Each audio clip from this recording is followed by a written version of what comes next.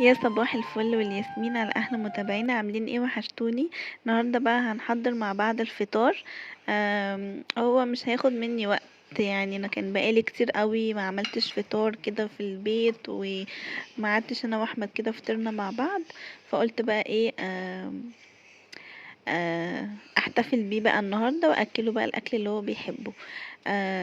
انا حطيت زيت على النار وحطيت الطعميه دي جاهزه، مقليه نص قليه، اللي هي بتبقى موجوده في الاكياس في السوبر ماركت.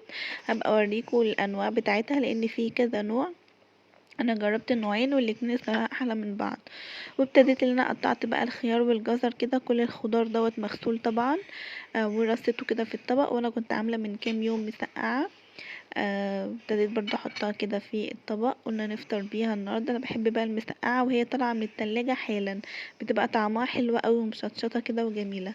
الطعميه خلاص كده خلصت. انا كنت عامله من كل نوع اتنين بالشتيتا واتنين بالليمون المعصفر واتنين عادي فاضيين، ده طعمهم حلو قوي، مش بياخدوا منك وقت خالص. بيتحمروا بسرعة جدا. وبرضو كنت مسيحة فول، كان عندي فول في الفريزر سيحته، وابتديت ان انا احط بقى طحينة وزيت زيتون وخل وليمون وملح وكمون، وهقلب كل ده بقى مع بعض. لو وصلت معايا للمرحلة دي متنسيش اللايك والاشتراك في القناة وكومنت حلو منك عشان يشجعني انزل فيديوهات اكتر. وابتدي بقى اقلب كل دول بقى وادوبهم مع بعض. بجد انا كان وحشني اوي الفطار دوت. كنت متحمسه يعني ان انا اعمل الفطار كده واشارككم معايا كل لحظاتي. هبتدي بقى ان انا اقلب وادوب بالطحينه كويس جدا. عملت بقى الخلطه دي وحطيتها على الفول بالشكل ده، بجد كانت طعمها حلو قوي. ودوت انا اتفاجئت اصلا ان انا ما عنديش جبنه، ودي اخر قطعه جبنه حطيتها كده. ودي الجبنة اللي انا بستعملها، بجد طعمها حلو جدا، تحسيها كده كريمي كده وحلوة قوي.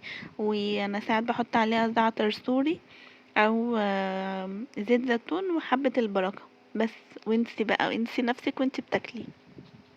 انا قمرت العيش، العيش البلدي قمرته، وبحب اقطعه بقى كده ترباع علشان ايه يبقى سهل كده وانتي بتاكلي. بس وده الفطار بتاعنا.